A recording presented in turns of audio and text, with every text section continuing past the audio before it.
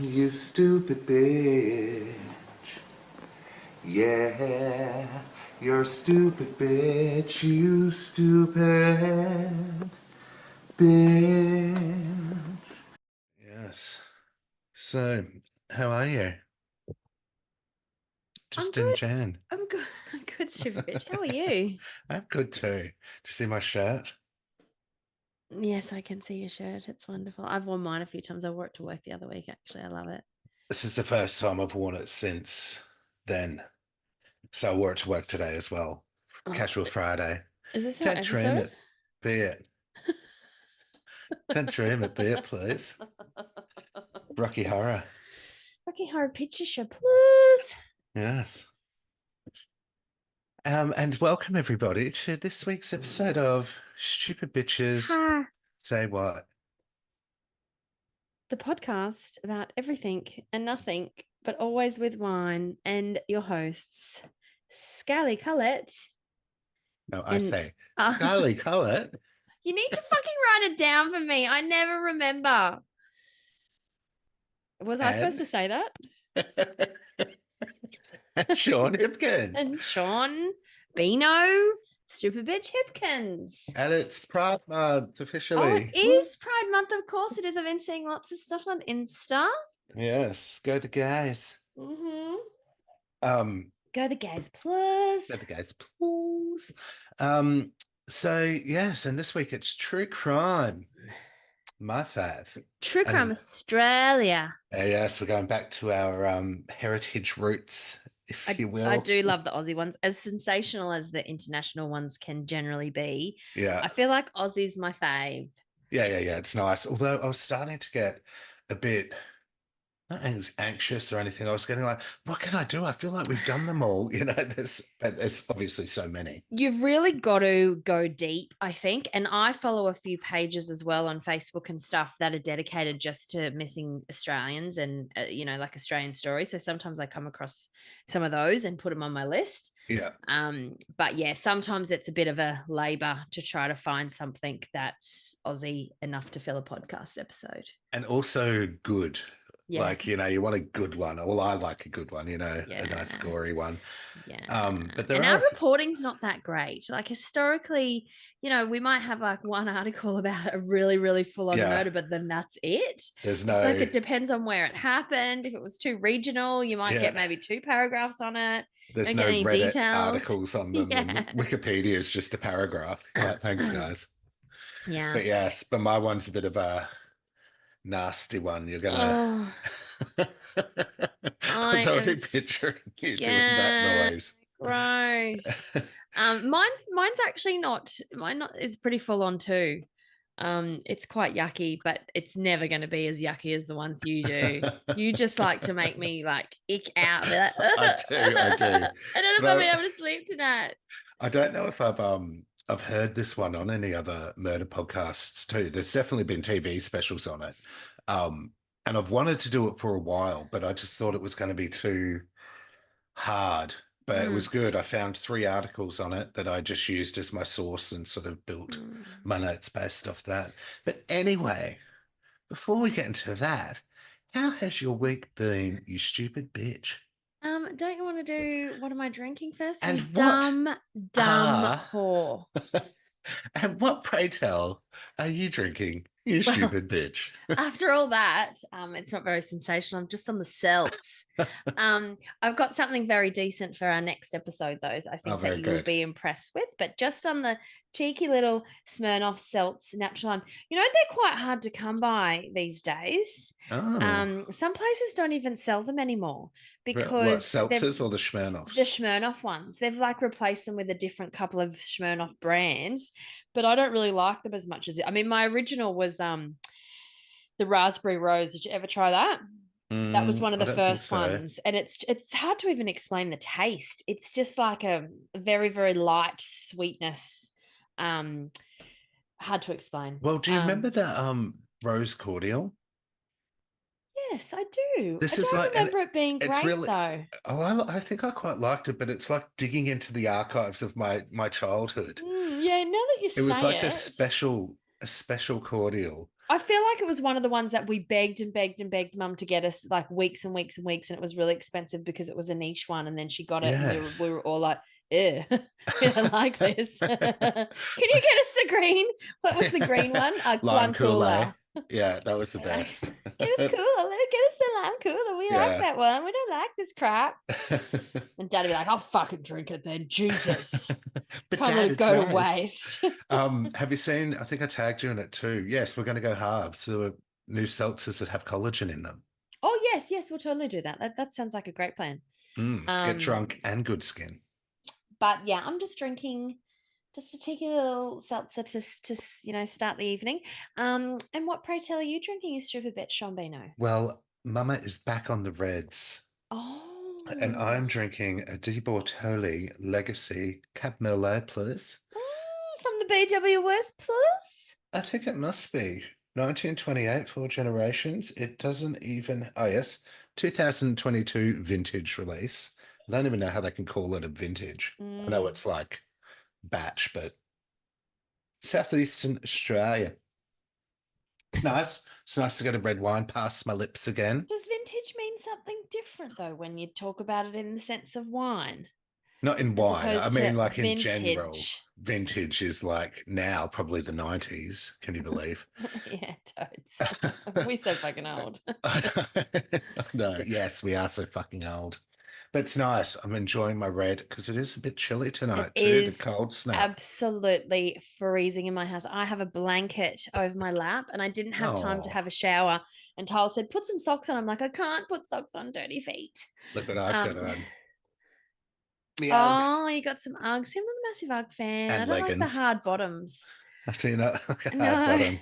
no. I like a hard bottom. So I've got a blanket over my lap, my really fluffy one, and I've still got my jacket on and my jeans from today, plus. But I'll have Are a you shower after the podcast. are So. you one of those women that have or people that have the blanket at work that you sort of sit over your lap to when it gets cold or No, I'm it's not really like that cold in because this spot of the office. It's you will freezing be down not here. surprised to hear this, but I'm such a wriggler. I'm always moving. A blanket never really stays on my Yeah. slab for very long. So I might put it on, but it'd be on the floor in like less than 5 minutes. You So roll your what? chair over a Yeah. corner of it. It's cool. Yeah.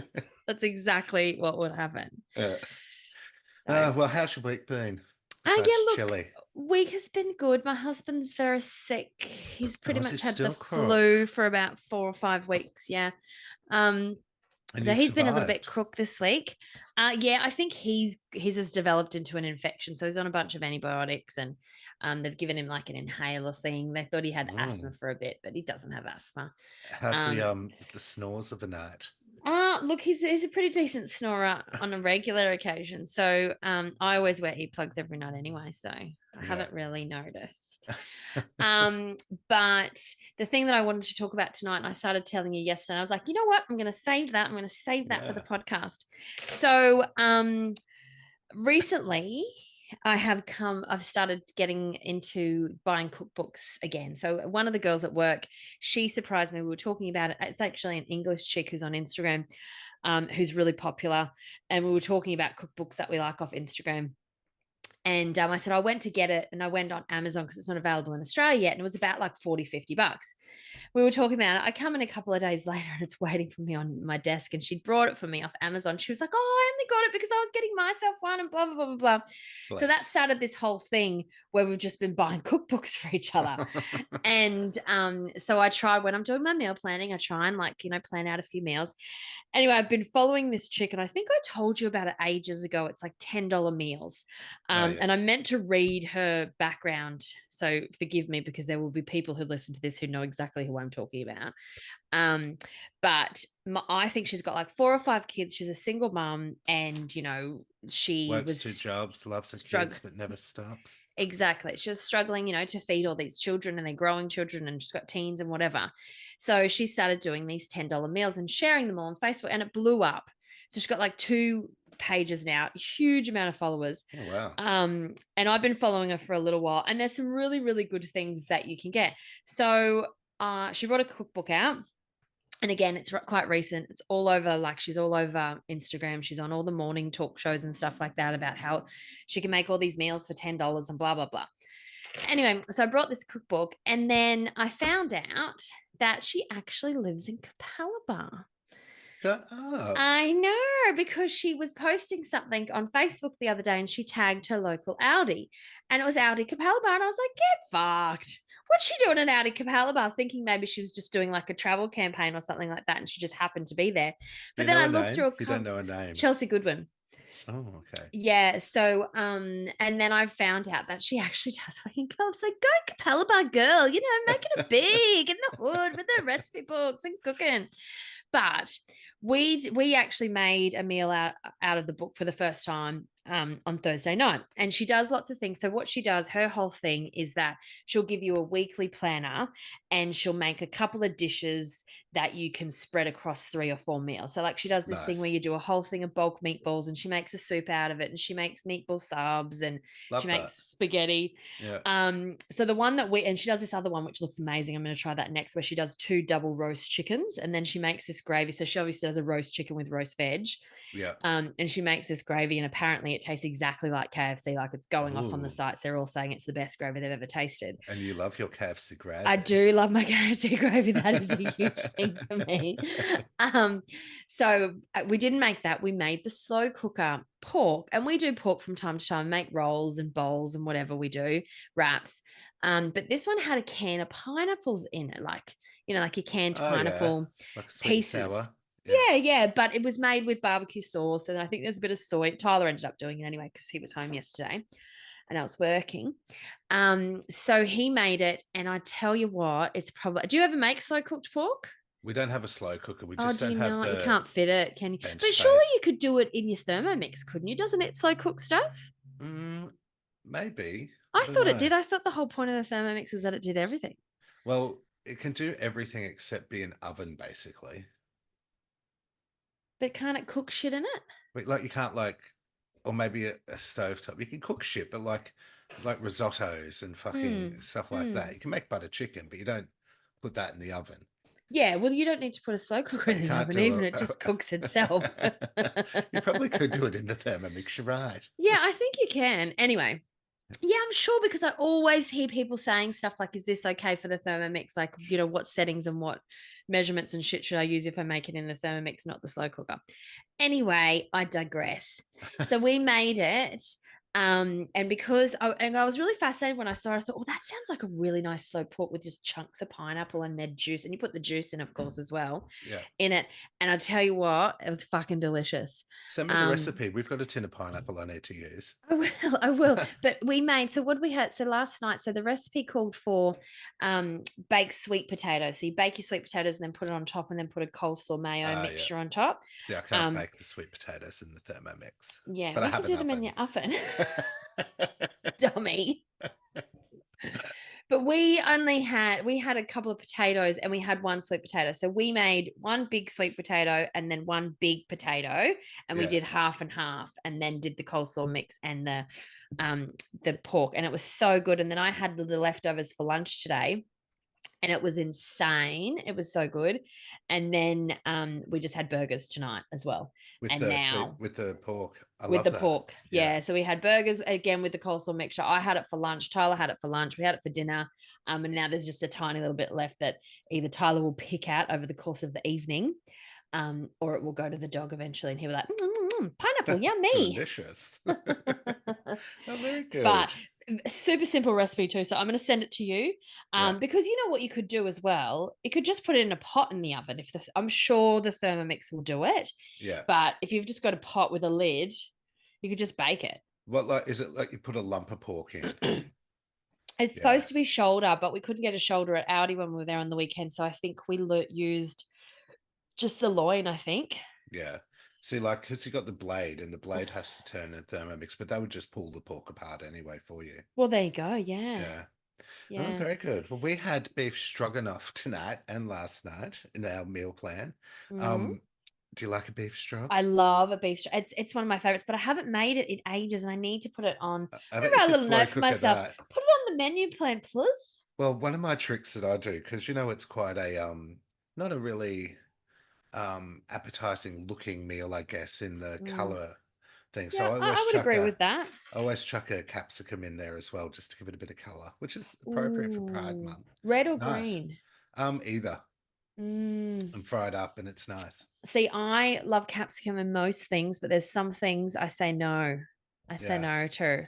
Well, I say no to just like the. pasta. I don't like capsicum in my Oh, I pastas don't think I'd unless like it's that. spag bog. Oh But if yeah, it's yeah, a if yeah. it's a But that's creamy because it's in the pasta, meter. Yeah, no, I wouldn't yeah. like that either. But And you I dip don't. pineapple in your pork. Try it Yeah, in your that's strog. different. Yeah, but I don't think I would like because it would take away some of the creamy mushroomy flavor. Mm. We I need to put buy capsicum in my this. eggs most mornings, but I don't think I would do it in my strog. Yeah, Well, not for it me. gives it a nice little color touch to it, brightens it up.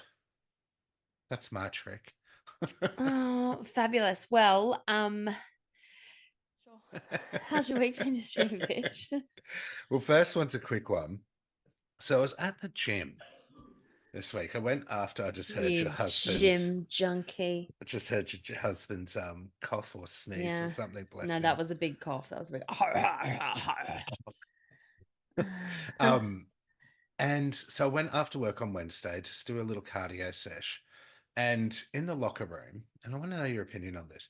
In the locker room, there's where you put your bag in little pigeonholes. There's one single bench in front of them. People use it. They put their bag on there to take off their towel, fucking sack their shit, put their Mhm. water bottle, sort their stuff out. I went in there and there was a couple sat on either end of the bench and between them a bag open. And they were sat there with like basically having a picnic in the change room in the gym, sharing a bagel stuffed with some shit and eating their food after their workout in the gym, taking up the entire bench. And you wanted to put your drink bottle down? I just don't get why they were in the fucking locker room having a picnic. A change room. There's showers and shitters in there Whereabouts is your gym? in the city. Was there anything around, like outside, like any chairs, or is there a cafe or It's right something? next to the whole fucking post office square. Oh, So it was the weirdest thing. And I was maybe they just wanted like, something a bit more intimate. in a change room in a gym where people are walking in and out and walking Maybe they were around about to them go and have sex in the showers or something. and they need the They sustenance. needed some sausages. They were fading away to a shadow after their heavy workout. They're like, oh no, Like can't the do bench that. is literally about 2 feet away from where the pigeonholes are where you get your bags. So like they'd They could have have been asses in their face. hypoglycemic and they were going to faint if they didn't have something to They eat. weren't sharing a picnic bar. It was a full fucking like meal, like a Mm. lunch meal, but at nighttime. Yeah, I definitely think that's strange. Yeah, I thought it was fucking weird too. Mm. And the other thing is, I finally got around to watching the Matthew Shepard movie that had Stockyard Channing in it. Oh, yes, Do you yes, remember yes. telling How you? was it? So it was tragic, of course. We've done Mm. this episode. In I that think when first we, season, I think. oh, I think it might have been like second or third because it was when Oh, we really? started. Okay. Because we used to just do all Australia, do you remember at the beginning? Mm. And then we started featuring countries. Yeah, true, true, true. So it starts off with him getting basically beaten to death and how he's tied to, how he's tied to the fence thing that Mm. looks horrific. So you just see that and the noises they play, it's fucking like brutal. They play like these animalistic noises to show you that the boys It's an that old were, movie, too, isn't it? yeah, so Stockyard Channing looks fresher than she does Yeah. now. It's not Stockyard, it's Stockard. Well, You said Stockyard. It's spelled Stockyard. I don't think there's a Y. Yeah, I think it's here. So it was in 2002, so 22 years ago. Is there a Y in the Oh no, middle of you're the name? right. It's Stockyard Channing. You stupid bitch. Well, I've spelt it Stockyard I in my think I know notes my as well. Risso from Greece. There are worse things I I could could do. do. And it's got a guy who's from like a Law and Order type show. You'd know him if you saw him. Sure, sure. Anyway, it starts off with his beating getting taken place, and they're playing like lion noises and shit like that to You show touched on how. that. Mm. I know, I'm just getting back to the point. I know, but How it's brutal, and you're already going to traumatize me later on in this episode. so it shows you how they were just being animals, basically, is what they're getting at. So it starts off with his death, and then it's about the parents and the journey, and then them getting the boys apprehended in the court Mm. case. And it has a lot of flashbacks into what happened in Matthew's life, which we cover in the episode. Do you remember how he Yeah. got abused in Morocco when he went over Mm, there with a friend and shit like that? So it has all yeah. these flashbacks, has his time with his friends, and at the very end, so Vinny didn't watch it. Vinny was in the bedroom. It's like Matthew Shepard again, because I think I watched a documentary on it about 2 weeks ago. And Sounds like me with Charlotte. Football again? and you know how they did Matthew's Angels? Remember I was telling you Yes. because they Yeah. have all the Fags Kill Nations and all this shit, which is just fucking atrocious at the court Mm, hearings yeah. and stuff like that. They're picketing while the parents are there fucking, and even outside the hospital, I think when he was dying. Anyway, Mm. so they show the angels come out with their big wings blocking him out, and then you see the dad's speech at the end where they say in the end they don't want the death penalty for the guy who did the killing blows on him, and saying how um oh god, what does it say, how, like, we've already lost a life, and I want you to wake up every morning and thank Matthew for the fact that you've still got a life, and I want you to always wake up every day thinking of Matthew and yada yada Mm. yada and what you did and blah blah blah blah Mm. blah. And I was fucking bawling. I walked into the room afterwards and I was like looking at Vinny just standing there. And he's like, oh, for fuck's sake. It's just so sad. But yeah, it was good. Stockard's good. I always thought it was Stockyard. It's definitely not Stockyard. But yeah, once you get through the first 5 minutes of it with the brutality of it, Mm, it's actually, I mean, it's a sad, but it's a good movie to watch. Oh, you get it on Prime. Prime Plus. Prime Plus. So, should we get into our actual murders? Yeah, let's do it. All right, so I'm going back to the 70s and 80s, and I'm going to the murder capital of Australia, which is South Australia Plus. Adelaide. And it's called the family murders. That's what they've dubbed it as. And it's not about a family being murdered or a family of murderers. They call it the family murders, but I'll get to that. It's about a series of horrific murders in the late 70s and early 80s in Adelaide, South Australia. I've definitely heard about this. It rings a bell, but Yes. there's a few family murders. There's like a family massacre. There was one Mm, in the farm. yes. It But was, so it's not a family that get murdered or anything. and it's not a family of murderers. Mm, Is it no. a bunch of families? What would you call a group of I was families? just gonna. That was actually it's A a familiar collective. of families? A collective of families. A huddle. A A huddle school. of families. A murder of families. A hum. A hum of families. Yeah, an argument of families. um, so yeah, so anyway, so it's pretty tragic, as most murders are, I guess. And we'd seen a special on it years ago. I haven't rewatched the special because it's pretty ick and gruesome. But I did read, as I said earlier, 3 articles on it. It covers the case where 5 young men and teenage boys aged between 14 and 25 that were drugged, sexually abused, tortured, and murdered between 1979 and 1983. Wow, this is already traumatizing me. It became widely believed, ooh, just fuck my notes. It became widely believed that a close knit group of prominent Adelaideans, which they called the family, were behind it. Only one man, however, was convicted for just one of the murders, and that man was Bevan von Einem. Do you remember that name? Old mate from the beach ones where the No kids More went missing. Children. Yes, I was Yes. actually going to say, is that dude? Yes, yes. So I'm glad you remembered that. The name of the group stems from an interview a police detective gave on 60 Minutes, claiming that the police were taking action to break up the happy family.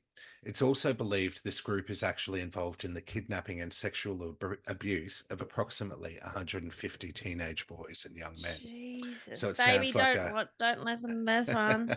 so it sounds like a sex trafficking ring that, all these prominent people were in. And Like back that one then, they just got recently with the that were the childcare workers and shit. yes, yeah. And they all had money and whatnot. So that's why it's like they've pinned it. One man's taken the rap for it and they're trying to make it all go.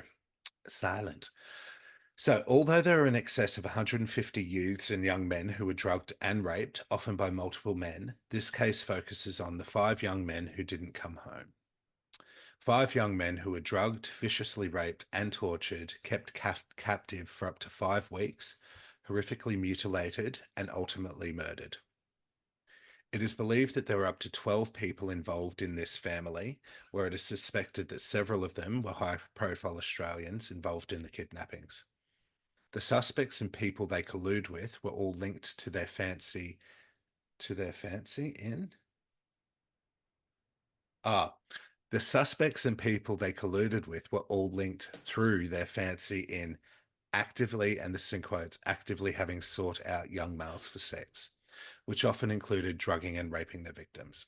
I'm shocked So, old mate didn't turn on them all once they caught him. yeah, well, they probably had a whole heap of information on him that would have fucking, because he only got charged with one of the murders. There probably would have been a whole heap of other shit they would He have been died able in to. prison though, didn't he? I'm not too sure, actually. I thought he did because I remember they would question him and they thought they could pin him down to being in the area, but then they found something that indicated that he might not have been or something. For the Beaumont children. Yeah, they fingered him for a while, didn't they? But he was in prison at the time that they went up to put the finger on, taking that way out of context. Oh, no, he's still alive. Oh, and is he out of jail? I don't know. He's got life imprisonment, convicted of 1, suspected of more than 5. Okay, so after they finished fingering Bevan, I'll get to the victims. So the first I don't know victim if I was want to do the victim. 16-year-old Alan Arthur Barnes. He was reported missing on the 18th of June 1979 after failing to return from visiting a friend. The night before he went missing, he stayed at Darko Castellan's house in Cheltenham. The next day, they both planned to hitchhike to Alan's home in Salisbury. Darko's brother dropped them at a bus stop near the corner of Grand Junction Road and Addison Road, and Darko soon returned home. Alan was last seen while hitchhiking, being picked up by a white HQ Holden sedan carrying 3 or 4 people. Hitchhiking. Thank God that's not a real thing anymore. It led to so many fucked up situations, and a lot Well, of our occasionally you fucking, see the odd hitchhiker on the side of the road, and I think, oh, you silly, silly you person. silly sausage. Did you ever hitchhike? Never. Oh God. My mum scared me a lot. There were some things I did that she doesn't know about, but I tell you what, she put the fear of God in me over that one Yeah. because she told me way too many horror stories. Same with ghosts. She used to love freaking the shit out of me when I was a kid. Well, we I Matt had and I friends who used to do it, and they'd be like, "Come on, we'll just hitch." Like, not for yeah, me. Matt and I did it, and because I'll we'd just go up sleep in this to park. we'd go up to Carradale Cinemas when that was the only cinemas. I think we catch the bus there and then walk back because we'd have no money because we spent it on movies and popcorn or whatever. Yeah, And I remember one time hitchhiking on the way home. This guy picked us up. Matt made me sit in the front, of and course he as we were did. driving back, he pulled a stubby out from the side of his fucking console and was drinking and talking to us and shit. And I was just sat in the front like a fucking corpse, basically, like Oh my I know. And it, gosh. obviously we got home okay. Anywho, there were several unconfirmed sightings, but one deemed credible was a sighting of Barnes in the company of 2 males the night before his body was located. Alan was discovered 7 days after he went missing, later on the bank of South Para Reservoir, below the old bridge. An autopsy determined he had been murdered on Friday the 22nd, so he went missing on the 18th. He'd been murdered on Friday the 22nd and had been washed and redressed in his own clothes. He'd been kept alive somewhere for 5 days, tortured and beaten. Toxicology showed he had alcohol and the drug Noctec in his blood. His cause of death was from blood loss from massive anal injuries, Oh no. likely caused by the insertion of a large blunt object. His body also showed signs of beatings and torture. The next victim was Neil Frederick Muir, who was 25 years old. He was suspected to be a prostitute and was having sex with a doctor named Peter Millhouse in return for drugs. He frequented gay haunts but was not thought to be gay. Muir had known von Einem since he was 18 years old, so he was already in cahoots with von Einem for 7 years, and it stated in one source that he was involved in procuring boys for von Einem. Is this the doctor or is this the young prostitute? The young prostitute, Muir. Muir was last seen on the 27th of August, 1979 in Hindley Street in Adelaide. Have you ever been to Adelaide? No, I actually have not. Haven't. So Hindley Street it's in the main part of the city. You've got like the mall down one end and then Hindley Street's up the sort of other end. It's kind of like the valley, sort of, Mm. and has lots of bars and has a very seedy reputation. It has a seedy reputation now, or it did when I first was going there about 10, 12 years ago with work.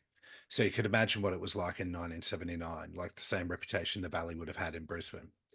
His body was found the next day. Neil's body had been cut into 4 sections. His organs were removed and had never been found. Oh my God. Now, I altered this one a little bit, just saying his genitalia had been mutilated, not telling you what exactly they'd done, but it was reported that his penis somewhat looked like it had resembled genital reassignment surgery. Tattoos had been Where do removed. you find this detail from? For fuck's sake. And you had to, like, you know, Tone it cut down a stuff bit. out of that. So, so tattoos had been removed from his body, I'm guessing for identification reasons, and his remains had been tightly wrapped in garbage bags and placed inside his abdominal cavity. Abdominal cavity. His head was tied to the torso with a rope going through the mouth and out through the neck. His cause of death was massive blood loss from an anal injury, again likely caused from the insertion of a large blunt object. And Noctec was also found in his blood. Peter Stogneff, he was aged 14. He intended to skip school and meet his uncle, who was a similar age to him, in Rundle Mall. So that's at the mall at the other end of, Hindley Street on opposite sides in the city, but it's in the heart of the city. This was cancelled the night before. Stogneff still skipped school, but never made it home. A witness says that she saw Stogneff at Tea Tree Plaza with someone matching Noel Brooks' appearance.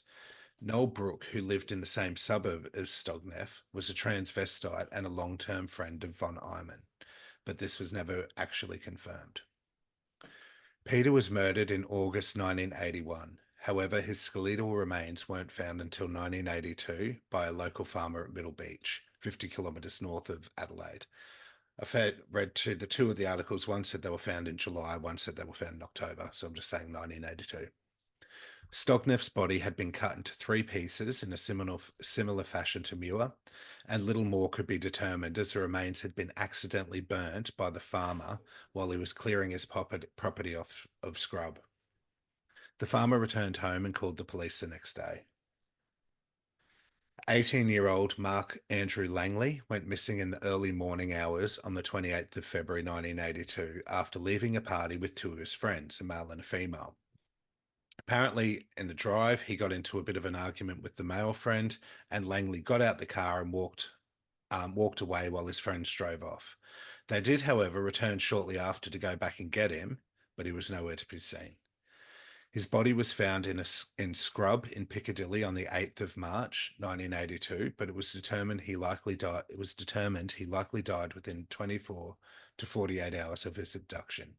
He died of blood loss due to anal injuries like the other victims, and his body had been cut with a surgical instrument from his navel to his pubic region, which had been shaved. It's all very surgical, isn't it? Which is just creepy as fuck. Don't you agree? Oh, there's some sicko out there who's fucking Yeah. responsible for that. Who's probably still alive. Well, I mean, if it was Von Eyman, he is, but yeah, there's other people involved because they were saying like some of the witness counts was there were more than one person in the van, and there was all these other groups of boys and young men who got abducted, but didn't get murdered. Thank fuck.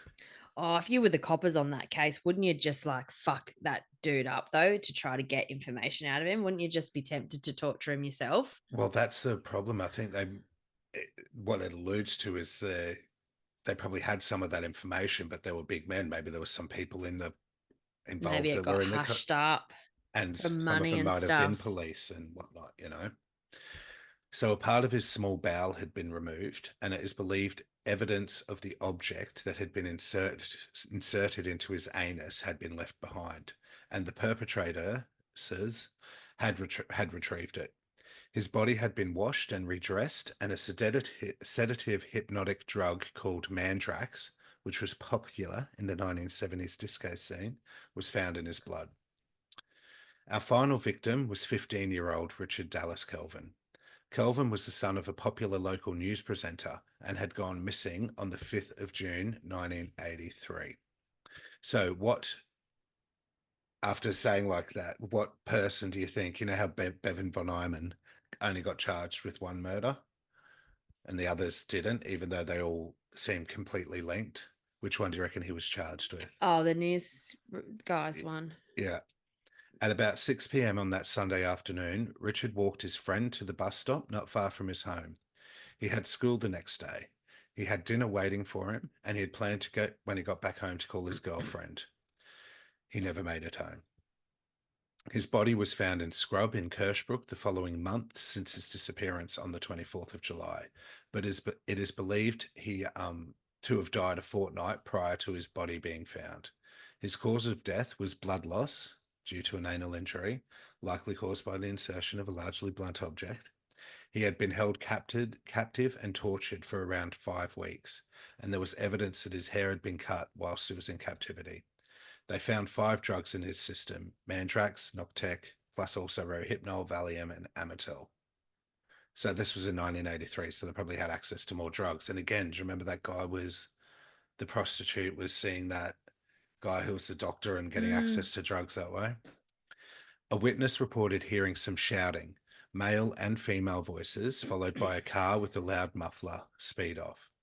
Von Eyman often undid his muffler as a ruse to get youths to help him with his car. So, Von Eyman was convicted in 1984 of the murder of Kelvin and sentenced to life imprisonment. In 1989, Von Elmer was charged with the murders of 2 other victims, Barnes and Langley. Now, which one was the 14-year-old? That's Stognov, so not even him. Anyway. In 1989, he was charged with those 2 murders, but the prosecution entered a nolle prosequi, NOLLEPROSEQUI, some French thing, which means voluntary discontinue criminal charges during the trial when crucial similar fact evidence was deemed inadmissible by the presiding judge. So the technical explanation of a nolle prosequi. Judges it on it. Yeah, well, you never, all these, it could be in the family. A decision made not to proceed with a charge or charges that have already been presented to the court on indictment. A prosecution is discontinued when the court is informed of this. Make of that what you will, as it sounds like gibberish to my brain.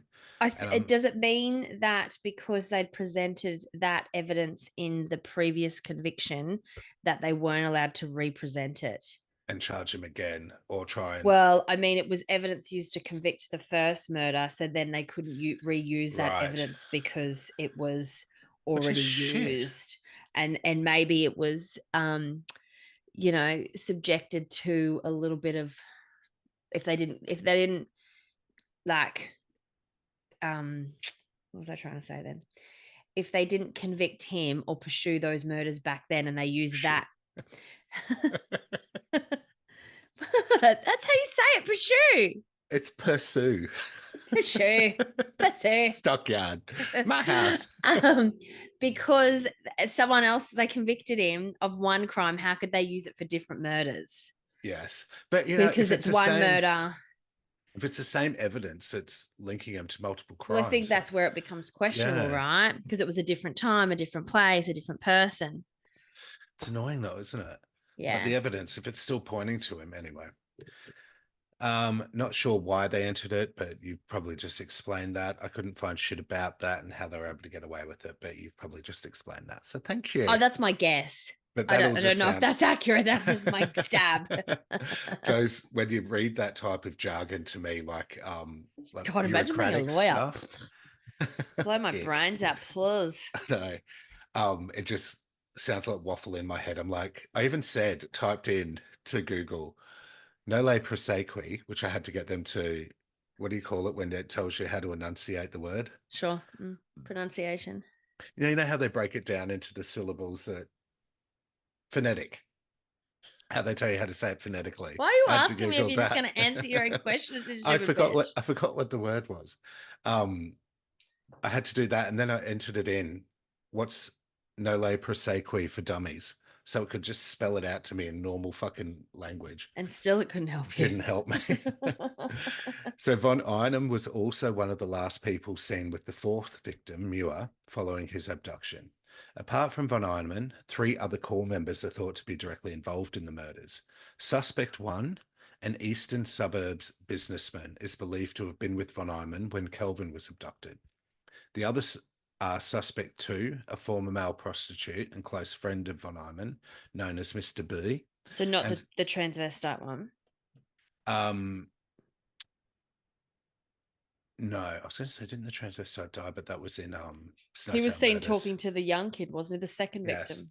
So that something will come up about that. But I was thinking the Snowtown Murders where they had the transvestite friend who they ended up killing, and so yeah, the former male prostitute was known as Mr. B, and suspect 3, an eastern suburbs doctor. Oh, I knew there was going to be a doctor. I was waiting for you to say it. Von Eyman would drive around and pick up hitchhikers, offer them a spiked drink before raping them. Often he would undo his car exhaust or pull his choke out before asking young men to help him. Thank God I'm not mechanically sound. I don't know, man. Wrong guy. He would build relationships with drug addicts and give them drugs in exchange for people helping him lure young men. The second victim was reported to have done this. Remember the second victim who was friends with the transvestite? He would also use transgender women or so how you say it, cross dressers to lure pursue Your health. to lure young men under the pretense of going to a party. And that young boy was reportedly seen with the transgender woman. And he would also use women to help him lure young boys and men, hence the female voice that was heard at that other one. Mr. R, also known as the businessman, has lived with his partner known only as MGL in one of Adelaide's money suburbs since the late 70s and is still living at the same house. Mr. B, also known as the Doctor, was named as one of the main suspects by South Australian Police in 2008. I thought Mr. B was a prostitute. It's mentioned that he was a former child prostitute, but this isn't elaborated on. Oh, okay. He's currently living where he grew up and is working in the hospitality industry. Mr. B made contact with police 2 days after the first victim was found in 1979, and Mr. B was a star witness in von Eyman's committal hearing in the trial. And Mr. B was a star witness in von Eyman's committal hearing. In this trial, he stated that he was present when von Eyman had picked up young men hitchhiking and drugged them, that he had witnessed von Eyman with a naked youth who had a torch and an instrument similar to a large stainless steel crochet hook in his anus. Mr. B had been in the car when von Eyman picked up the first victim, and von Eyman had then called Mr. R at a cafe. Mr. B stated that he left after they met up with Mr. R, but not before von Eyman invited him to do some surgery on this guy, air quotes. Leaving the unconscious first victim in the back of the car, Mr. B's sister testified that he had admitted that he was present when the first victim was killed. Ick. How do you just live with that shit? In March 2008, the cold case was opened again with a $1 million reward available for anyone providing information that would lead to a conviction, and also an offer of immunity to anyone who was an accomplice, depending on their level of involvement, of course. What do you think about the whole fucking, when they offer immunity and all this stuff to people who are... Look, I think sometimes it's something that I think families will concede to willingly to find out what happened and to be able to get some closure. But I think they should just offer it and then take it back. Yeah, I know. Or there's like some sort of penalty. I We're think going to they should take have a their hand. fingers crossed behind their back. Going, toads. Trick jar. April Fools. Oops. You fucked, motherfucker. Yeah, we're going to take your hand at least. Yeah. Or And cut that's your nuts probably off. where I find that when, we were talking about this last episode, the other side of the law, how prosecutors and stuff, how can you do that? How can you live with yourself when you get people off and get evidence, discontinued and whatever and thrown out? I think when you like represent a client that accepts a plea bargain and then they can't be prosecuted and then you hear what they've done, I think that would be the worst thing, because I think when you represent people, you tell yourself that they're innocent, and do you know what I mean? Yeah. Like you try to convince yourself, lots of them do, or I don't want to know. Yeah, but when yeah, you yeah. know what they've done and then you still You have a live few with sleepless that, nights. I think that's even You just as would. bad as being the criminal. Agreed. The devil's Special advocate. place in hell for you guys. And then there'd be some who wouldn't even give a fucking shit. Yeah. Who'd just be like, yep, I won my case. Yeah. It's what we do. It's kind of ick to me, and I guess they will always be on the radar after that too. So once they've had their immunity, the police, they will always have them on their radar, making sure that maybe their life's a living hell, follow them a little bit. Who knows? It's hard to say. We're It's hard to say. under-resourced. And it was the 80s. Yeah. Well, this was 2008. And look, Spending we money know, on terrorism, not on getting real criminals that walk around right in front of you. yeah. And I know it's dependent on how involved they were, but still, it's sort of gross. So during this process, all suspects voluntarily gave DNA, which wouldn't have mattered anyway because, There was no DNA. well, no, they had some DNA. They would have had the evidence where they could have done testing afterwards, when they keep a shirt or whatnot. But it didn't matter anyway because there were changes in the Forensics Procedures Act. Where, and also the way that they tested is completely different to what they do now. Yeah, where suspects were forced to give DNA. It wasn't just voluntary anymore when it comes to major shit like this, but they all gave their DNA. And so when the cold case review was completed in November 2010, no charges were laid against any of the three key suspects. So I'm guessing their DNAs weren't a match, or there wasn't enough evidence to be able to lock them into it. Some authorities do not recognize the term the family, stating they should not be given any title that infers legitimacy. These people have no such bond, only an association that with time probably no longer exists. Okay, totes relevant. Yeah. Others who have examined the cases, however, argue that there were many more victims. Criminologist Alan Perry of the University of Adelaide has argued that the murders were part of widespread series of kidnappings and sexual assaults of boys that might number several hundred victims in South Australia in the 10 years from 1973 to 83. And that is the story of the family murders. Well, I've said it before and I'll say it again. Thank you for traumatizing me. Tyler Baker, please do not listen to this episode. If you've gotten this far, it's too late for you. Skip 30 seconds ahead repeatedly. But yeah, fucking when we watched. I feel like you need to have a limit of how many brutal ones you can do a season. I think I could handle maybe one or two. I think every single one is too much. Was Come the on. last one brutal? What was the last one? Yes. Oh, the little girls, yeah. And the one before that was brutal. That was the pig farmer one. Oh, that was true. That was brutal as well. All right, we'll do it at 2, and then I'll do. I mean, come on, like every murder's a bit brutal, really. Yeah, sure, but that was messed up. So was the last 2. Yeah, I'm capping it at 2. Okay. I mean, 3's too many. I have to say, when we did watch that episode on Australian crime scene investigations or whatever that I was telling you about the other night, it was just fucking like, oh, and the way they do it, because you've got images that go with it, like they I would have turned that off. That's too much for me. It was pretty full on. I could handle, the murder stuff. I can't handle the torture, and that I can't watch that. That's too much for me. I'd be like, oh no, I don't want to know. I want to pretend like it never happened. And especially when they only have pinned one person for it too, it's very disappointing. Yeah, very disappointing. All right, well, come on, you give us a lighter side of murder. Yeah, mine's not really that light. Nothing compared to yours, but it's certainly not a feel-good one. Well, they never really are they? Fucking hell. Mm. You know what we should have Maybe. touched on at the beginning, though, considering it was in our Australia one, about the woman who killed herself. Is it Natasha? Yeah. What's her name? So did she kill herself?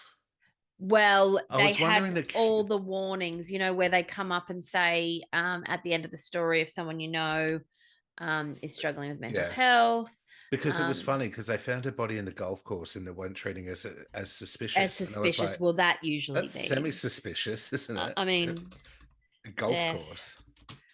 It was Natasha something, wasn't it? The girl who was in the cupboard from Rockhampton, was it? No, Girl in cupboard. Bundaberg. Is it It North was Queensland? Rockhampton. Rocky. The Rockhampton rapist? Yeah, No. Natasha Ryan. Yeah. Found dead on Sunday in non-suspicious circumstances at a Rockhampton golf course. Wow. Yeah. So she had 4 kids. Bless her. Yeah, and she changed her name to Tash Black. Instead of the girl under the Mm. stairs. Yeah, and they haven't really said a lot of stuff. There's no recent photos of her either. But one would probably think that maybe she had a rough life after everything. I don't know if she was still, because remember she was with the guy. She married him, didn't she? She did marry him. And I don't know if all of the kids were his or not, or if she split up with him and went on to someone else, or if they were still married. I don't know. Yeah. Anywho, all right. But yeah, no, that was funny because well, not funny. When you tagged me in it, I was like, why is she tagging me in this? And you'd said like wow or something underneath it, and I clicked on it and I read the woman that was found in the cupboard after running away. I was like, oh my God. I know. Crazy, hey? Yeah. Okay. So Peter Dupas, Dupas. Do you think it'd be Dupas, right? Dupas, yeah. It's not Yeah. Dupois. That's No, an it's OIS. Dupas. Yeah. Dupas? Dupas? Dupius. Dupas?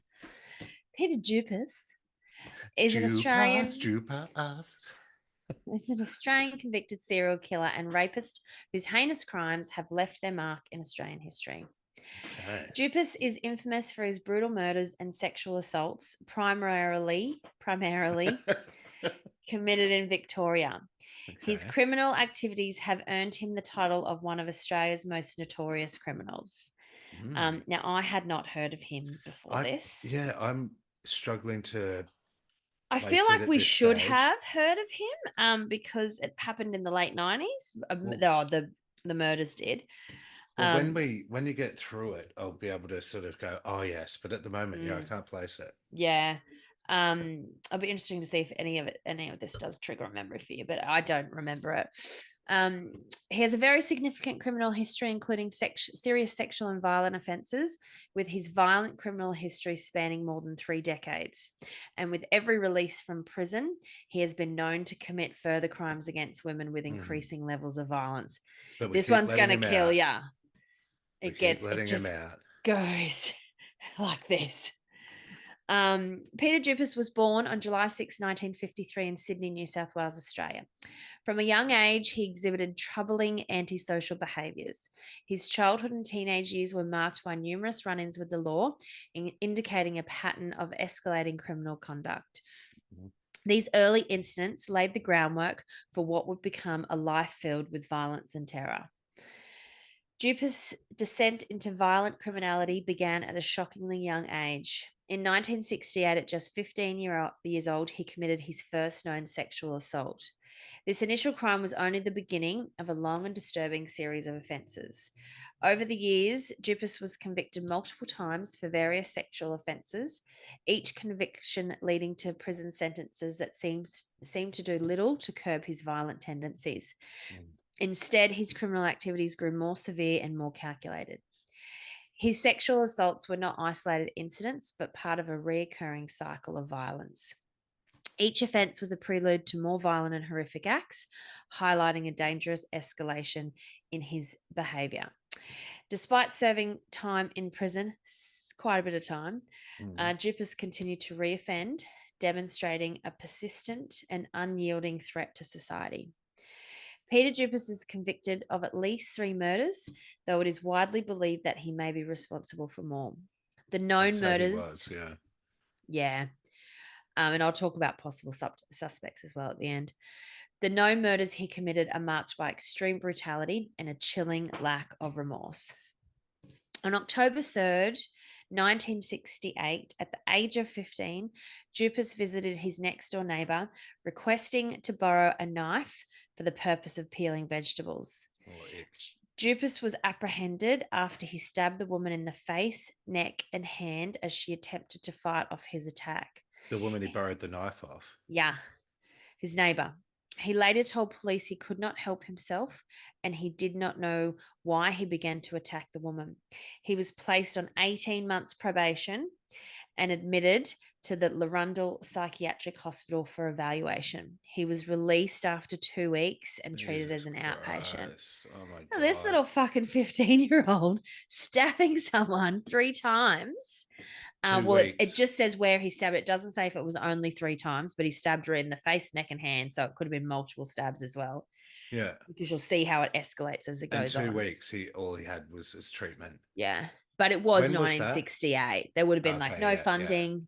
Yeah. They would have been like, we don't want to feed him. Well, Send him remember back to his parents. that when we did asylums and the Unitech one where I worked in Auckland, Oh, and when the yeah. funding ran out, they just released all the patients out into the I community. know. That was crazy. And Yeah. wasn't it the one that went and hung himself? Was that one? Yes. Yeah. He hung himself. After they released him or something? Yeah, No, he went missing, didn't he? And then they found him. One They of the had a manhunt ward for members. him. Yeah. Yeah, yeah. In October 1969, a Dinner for mortuary. two. That is not appropriate for a true crime episode. Thank you. Located at the Austin Hospital was broken into. The bodies of 2 elderly women were mutilated using a pathologist's knife. One body contained a strange wound inflicted with a knife in the area of the thigh. Police believe Dupas was involved in the break-in as the wounds inflicted matched that of a later murder victim. Senior Detective Ian Armstrong, who interviewed Dupas on the 30th of November 1973, described him as weak and compliant when confronted by authority.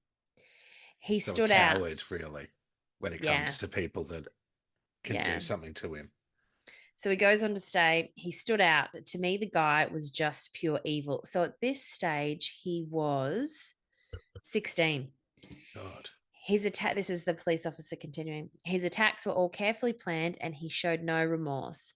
We could see where he was going. I remember thinking, this guy could go all the way. He's an unmitigated liar. He's a very dangerous young person who will continue to offend where females are concerned and will possibly cause the death of one of his victims if he is not straightened out. You can't straighten that out. This is by the time he was suspected in his sex. So he'd stabbed that woman, his neighbor, 3 times. Yeah. Then he was accused of breaking into the mortuary and stabbing some old people. I don't think they were dead. They didn't match that until later that it was Right. him, but they questioned him at the time, and that's what the police sergeant said back then when he was 16. Like you wonder, and like obviously no excuse or whatever, but you wonder what happened to him as a child. Or he was either born evil, or if he's attacking women, if he's had mummy issues or I think it's a case of being born evil because he had like a whole bunch of siblings and they reckon he was, the youngest one or something, and he was a little bit ignored because the family was so busy and stuff like that, and he was a younger child. What to do? Yeah. What to do? Get friends. So on the 25th of July, 1974, Dupas was sentenced to 9 years imprisonment with a minimum period of 5 years for an attack on a woman in her own home. Dupas broke into the victim's house and threatened her with a knife before tying her up with a cord and raping her. He threatened to harm her baby when she resisted his attack. The sentencing judge described the offense as one of the worst rapes that could be imagined. Oh, God. So what was he then, 74? So he would have been about 21. So give or it must have take. been brutal as fuck. After Dupas was sentenced, prison psychiatrist Dr. Alan Bartholomew noted Dupas was in constant denial of his criminal activity, remarking that I am reasonably certain that this young youth has a serious psychosexual problem, that he is using the technique of denial as a coping device, and that he is to be seen as potentially dangerous. Potentially. So all the signs are there, but they still just keep letting him out. This is only 1974. The denial technique makes for huge difficulty in treatment. This is a psychiatrist. All right. In 1979, approximately 2 months after his release from prison, Dupas again molested women in 4 separate attacks over a 10-day period. Jesus. On the 28th of February 1980, Dupas received a 5-year minimum prison sentence for 3 charges of assault with intent to rape, malicious wounding, assault with intent to rob, and indecent assault. A 1980 report on Dupas stated that there is little that can be said in Dupas's favour. He remains an extremely disturbed, immature, and dangerous man. His release on parole was a mistake. Hmm. So that was 1980. They said that. So you're going to love this one. I was just going to say, and then what happened? Dupas was again released from a prison in February 1985. Approximately 1 month later, he raped a 21-year-old woman on a beach in Victoria. After leaving his car, Dupas followed the woman and attacked her, holding her to the ground at knife point before raping her. He later told police, "I'm sorry for what happened. Everyone was telling me I'm okay now. I never thought it was going to happen again. I only wanted to live a normal life." So it was Oh, the other people's fault now because they told yeah. him he was okay, but They I'm not told him it was okay. okay. The doctor said, "No, no, you're cool. You're all Yeah, right. We're I'm going to sorry release this you. It's happened. cool." Yeah, they said I was okay, but I'm not. It's their fault. On 28th of June 1985, Dupas was sentenced to 12 years imprisonment for the rape in Victoria and released in 1992 after serving 7 years of his sentence. Oh my God. Less than 2 years after his release from prison, Dupas was arrested again on charges of false imprisonment over an incident at Lake Epilogue in January 1994. Wearing a hood and armed with a knife, insulation tape, and handcuffs, Dupas followed a woman who was picnicking and held her at knife point in a toilet block but was chased off by her friends. Thank God. As he was leaving the scene, he crashed his car and was apprehended. On 18th of August 1994, after entering a guilty plea to 1 count of false imprisonment in the county court in Bendigo, Dupas was sentenced to 3 years and 9 months imprisonment with a minimum period of 2 years and 9 months. Can they not see the pattern emerging? In September 1996, Dupas was again released from prison and moved into a God. house in the So when Melbourne was this? suburb of 96. Pascoe Vale. That's right. Now, like we've seen a couple of these situations when we've done them where it's all this rape, like really aggressive Stab, rape, stab, and stab. then it escalates into murder. Yeah. Like, I get it. Maybe if it was one rape and depending on the circumstances, serve some time and maybe they get released, but repeatedly, Yeah. repeated brutal rape And I was going to say it's and stabbing, brutal and stabbing. Yeah. you can't tell me that there was There any was no thought that this idea that, dude was going to be okay. yeah, that they weren't Like, going to see him again. Yeah. so Peter Dupas's first confirmed attack and murder was on Margaret Mayer, a 40-year-old sex worker in Melbourne, and who was last seen alive on October 4th, 1997. So he was released in September 1996. So he waited just over a year. Bless him. She was last seen alive at the Safeway supermarket in Broadmeadows around midnight. Her body was discovered later that day, partially concealed under a cardboard box near Clifford's Road in Somerton. The crime scene was brutal. Maya had been subjected to severe violence, including a stab wound to her wrist, blunt force trauma to her head, and her left breast had been grotesquely removed and placed in her mouth. The forensic evidence included a black woolen glove found near her body, which contained DNA matching that of Peter Dupas. Dupas had been out of prison for less than 12 months and was no longer under any type of monitoring or supervision. The gap in supervision allowed him to continue further crimes undetected. So that was the first one after they released him, less than 12 months after he got out, after all the other things that he'd done. But now he goes on a bit of a spree. Oh, God. Soon after Margaret's murder and discovery, he struck again. Messina Halvegas was brutally murdered on November 1st, 1997, while tending her grandmother's grave at Faulkner Cemetery in Melbourne. Halvegas, a 25-year-old woman, was stabbed to death in a frenzied attack, suffering multiple stab wounds. Miss Halvegas's fiance, Angelo Jorgoveski, later gave evidence that he spent hours searching for her on the day she died, eventually returning to the cemetery at 3 a.m. He described finding her body, stating his horror and the blood that could be seen everywhere. At a Still, cemetery too, so he's preyed on someone who he knows is going to be in a vulnerable state. still no one pointed the finger at serial rapist and criminal Peter Dupas. So he's out there. They know that he's free. He hasn't even been out for 12 months yet. There's these murders going on, and they're like, They got DNA on him at the. Yeah, but they didn't have. I don't believe they tested that DNA until later. So they found it, but he killed another woman before anything happened. So I think they later went back. And whether his DNA was in there from previous crimes or not, considering the timing. And DNA would have taken a long time to have fucking processed. Yeah, especially in the 90s. On the April 19th, 1998, Nicole Patterson was also killed. It is one of the most brutal crimes committed by Peter Dupas. She was a 28-year-old psychotherapist and youth counselor dedicated to helping young people with drug problems through her work at the Ardoch Youth Foundation. Patterson had desired to operate her own private practice and was using her Northcote home as an office. She placed several classified ads in local newspapers, the Northcote Leader, in an effort to expand her client base.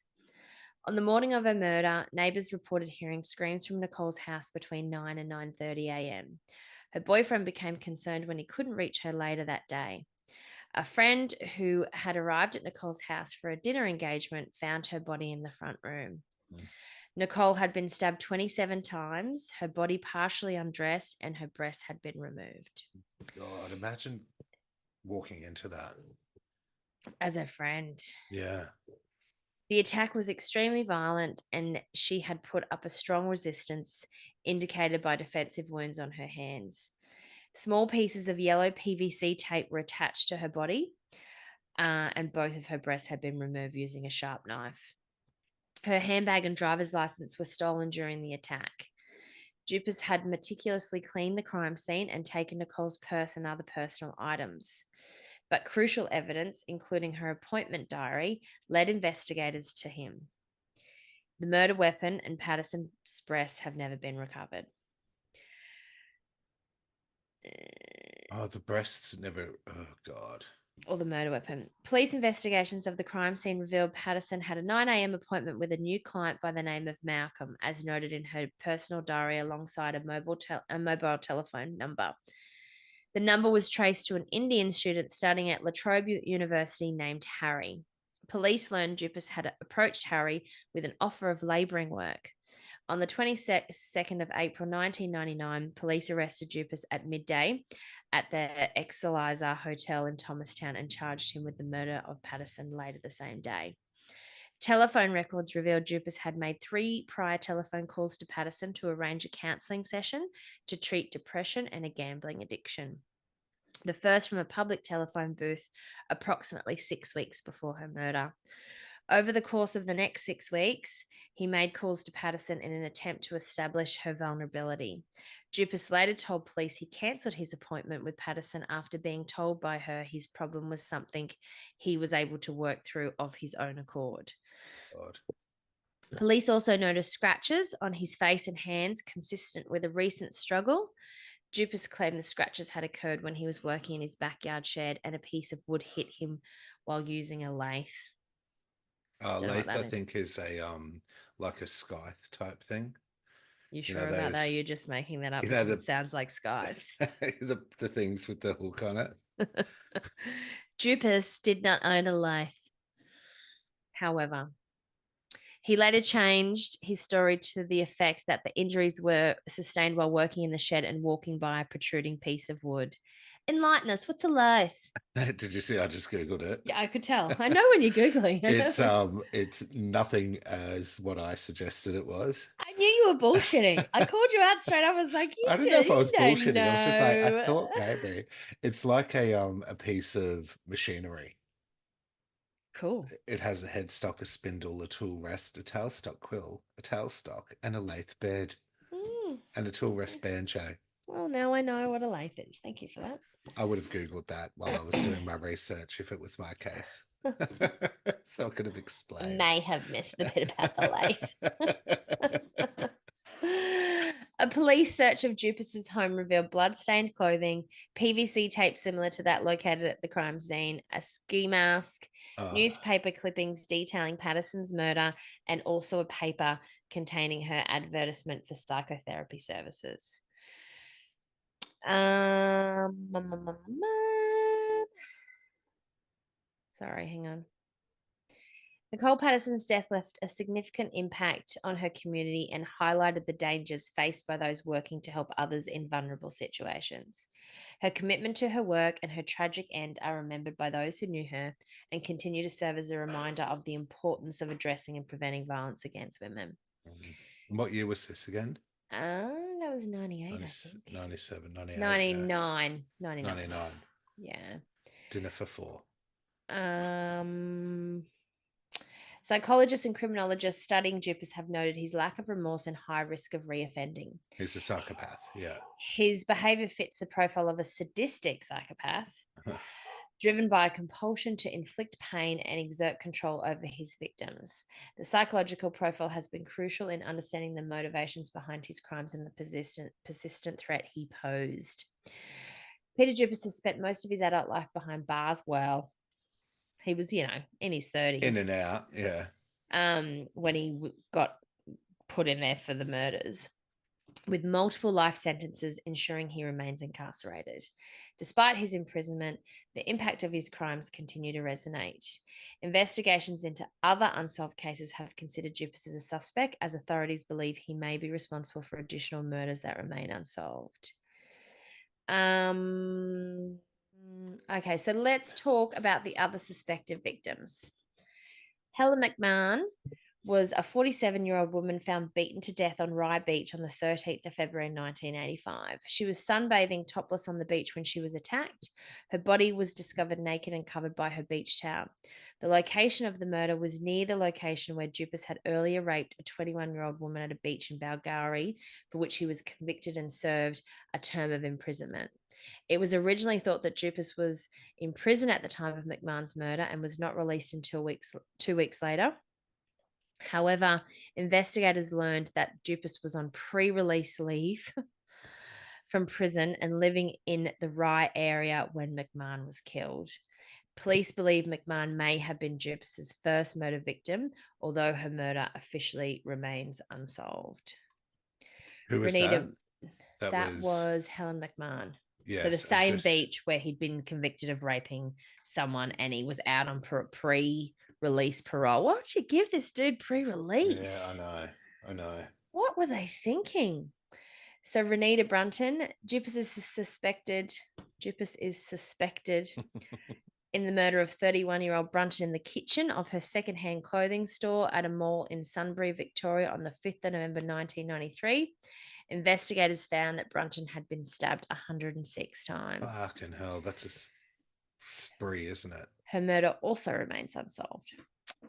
Kathleen Downs, Dupas is suspected in the murder of 95-year-old Downs at the Brunswick Lodge nursing home in Brunswick. Downs was stabbed to death at 6:30 a.m. on the 31st of December 1997, 1 month after Hal Vegas's murder. She was the one that was in the cemetery. Yeah. Police investigations revealed Dupas had telephoned the nursing home sometime before the murder. Dupas was charged with Downs' murder in February 2018. Oh wow, recent enough. While imprisoned at Melbourne's Pentridge Prison, sorry, that's where he is, Dupas formed a relationship with mental health nurse Grace McConnell, who was 16 years his senior. The pair married in 1997 inside Castle Manger. No, that's not right. It says 87. It can't be 87. Well, it mustn't have been a later marriage. It must have been an earlier marriage. It says 1987. So they got, because it was a different jail as well. Yeah, her marriage to Dupas during the inquest into the murder of Harvegas. Right. He insisted that he was in love with me and that with my help he could come out of himself and become a normal person. I agreed to marry him, not out of particular love for this man, but from a sense of responsibility Go to fuck yourself, helping you him liar. become a useful member of the community. Good for In my you. mind, our relationship was mother and son. Our sex life was very basic, almost non-existent. Ew. Well, he's your son in your eyes, so that's pretty gross. I would go along with it out of a sense of responsibility. It got to the stage where I could not bear him touching me. Well, you married him, you dumb bitch. If you got a sense of fucking responsibility, maybe go for the ones that don't commit murders and stabbings and rapes. Listen to this bit. His new wife found him to be self obsessed, lazy, needy, and a snob, and they divorced during the mid 1990s. Someone like that. So it was one of his earlier incarcerations where he was only had been done for rape up until that point. Today, Dupas is still serving his life sentences between the Maximum Security Protection Unit of Port Phillip Correctional Centre at Laverton and HM Prison Barwon in Lara, a northern suburb of Geelong. He has attempted suicide several times while imprisoned. Prison staff describe him as a model prisoner while in custody and a monster whenever released. Well, that's probably why they released him so many times. Oh no, he's a good guy now. Yeah, he plays it up right He's good until with the he men has because temptation. he's too shit scared to do anything in the fucking group of men that are all prisoners because he needs what he sees as a weaker thing in women that he can attack. But isn't that part of the point of incarcerating people, to remove the temptation as well? Like, obviously, it's a sentence and it's a punishment, but it's also to keep them away from the general public because they're dangerous. Yeah. You know, he had to kill 3 women before they actually locked him up for good, but he'd done horrible After things he'd done all that shit. leading up to that. Yeah, no, it's, and I mean, I know that there's all legalities and shit like that that they have to go by, which probably save a lot of people, but Jesus Christ, read the room. I'm going to do a sweeping judgment here, but the more and more we investigate Australian true crime, the more I'm like, come on, guys. What were you doing? Were you just a bunch of fucking dummies running around going like, although I tell you what, I did one case that I thought that they did really well was the one of our early ones, the one I did where the husband and wife went around picking up all the girls in Perth. Yes. Remember those? The Bernies. WA. Yeah. They got them and they got them good. Yeah. But after they were roaming around for a while there, they murdered a lot of girls. Is that the one where the chick escaped out the window? Yes, and they didn't believe her at first. Yeah. Well, the shop that she went into. Yeah. No, the police. Sorry, she went into the shop and he called the police, and the police were like, "You look like a party girl. Yeah. Look, you've been out partying. Where's your pants? We've got bigger things to do. Yeah. Coffee. Yeah. But then they got him in the end because then he showed them where the bodies were. Remember? Yeah. Yeah. Fucking hell, it's frustrating though, isn't it? Yeah, but the more and more we look at these, it's like, what are you guys doing? Yeah, there's so much that you think could have been. You and I could solve crimes quicker than some of these blokes. Seriously. Put us in a time machine. Send us back to the 80s. They would have gotten away for it too if it wasn't for those stupid bitches. That's it. I would have gotten away with it too. Oh gosh, yeah. And look, you talked to me about fucking brutals. That was pretty brutal. I know mine had torture and shit and a bit graphic, but still missing tits in mouth. I don't think it's as brutal as yours. Come on. But up there, and I can handle. Now I'm just trying to think because I've already got picked my next two. Oh my God, I've already picked my next 2 true crimes. You didn't say it properly then either. A sign of a good podcast, guys, is where we can't say our words properly. What did I say? A 2, true. I've already got picked. A 2, true. Damn it, done. That's what you said. My next 2 true crimes. That makes sense. Well done. Well done, son. It's hard to say. Yeah, and one of them's not brutal like that. It's interesting. What's the other one? Oh yeah, no. Okay, one of them's a bit sad, but it's yeah, no, they're Don't not as like the brutal. sad ones either, because when you say that they're sad, they're tragedy, brutal sad. Yeah, That is yeah. not any better. Well, I've already got them picked. So starting from next season, well, you tell me what you think of the next two when we do it, and if they're up there or. But I think they're not as bad as this one. Yeah, okay. But thanks everyone for listening to the brutality that was. It was a double brutal one, to be fair. They're never going to end on a nice note, though, are they? No, they're not. They're not. They're Yeah. always going to be really rough. And I know more about true crime than I care to, I must say, at this point in my life. Never thought I would know as much as I do, but I do. Well, we are fortunate enough that we get to do a second recording right after this on pop culture, but you have to wait a week. So tune in next Yeah. week for our pop culture extravaganza on. Much more to my tastes. Yes. We'll be doing awards ceremonies, please. The controversies, the fashion, the who's who in the zoo, if you will. Yes. But thanks for listening. And good night, you stupid bitches. Good night. Yeah, that stupid bitch. He's a stupid bitch. What a stupid bitch. That stupid bitch.